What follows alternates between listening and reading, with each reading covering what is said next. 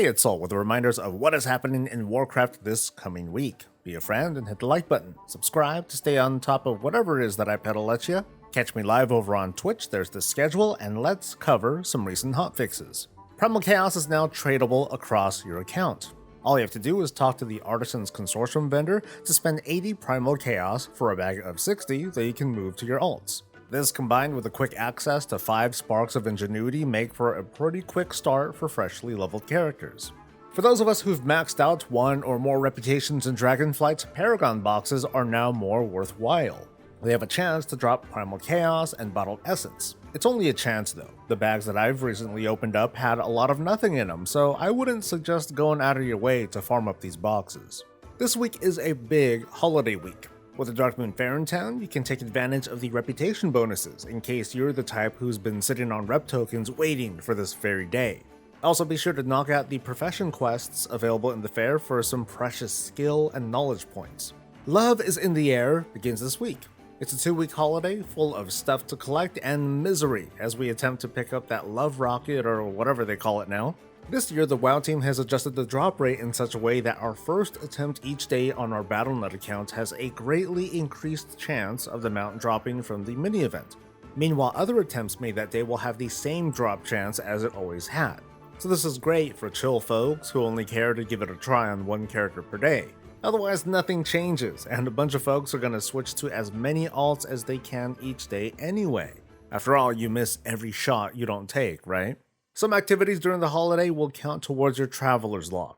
In case you have not completed it yet, or you wanted an excuse to throw down a picnic basket in the middle of the Onaran Plains, knock yourself out. Outside of completing the achievements that go towards unlocking the Violet Protodrake mount, the aim of this event is to acquire love tokens with which to purchase things like transmogs and toys and a mount. There are dailies that award these, but I think your best bet is to farm it off of mobs. You need to pick up a lovely charm collector's kit from a capital city to start seeing these charms drop. Then it's up to you to farm up lovely charms that can be made into a bracelet, which by the way is potential transmog, which can then be turned in for love tokens. According to some, the Deaths of Chromie scenario is the best method of farming up lovely charms thanks to the many mobs that are there and the easy respawn rate. I'll link a Wowhead guide to that event if you're interested. In case that method of charm farming doesn't work though, any method of mass farming mobs that give XP will work. One place that comes to mind is the Brackenhide Hollow area in the Azure Span. The weaker gnolls have a decent respawn rate, and a reasonably geared character can mass farm them pretty easily. Then again, this area might not work at all. If you have other ideas though, feel free to share them in a comment. South Shore vs Terran Mail vs Starfall is the PvP brawl this week.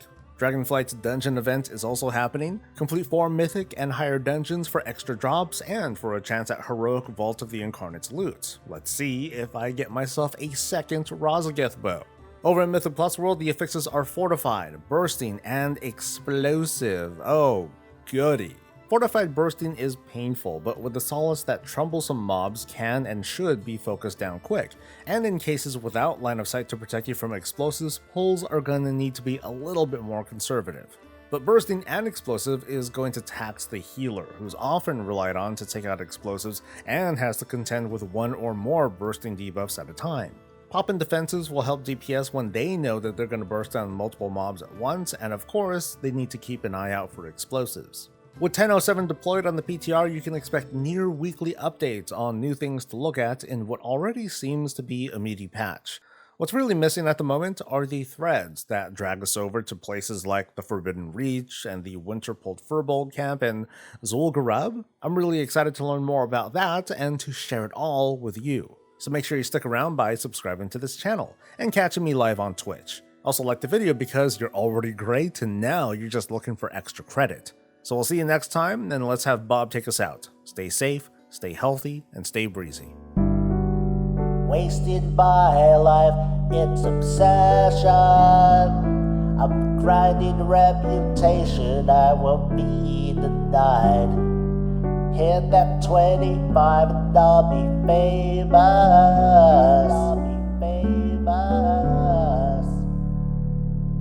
Contract spent, I can't slow down. Rep is who I am, can't do anything else. So don't hold me back, need that gear. dog, I need that pet. So I'm gonna make soup, then I'm gonna world boss, then I'm gonna farm more, then I'm gonna not work. My renown will go up, then I'm gonna dig holes, then I'm gonna dig holes, then I'm gonna dig holes.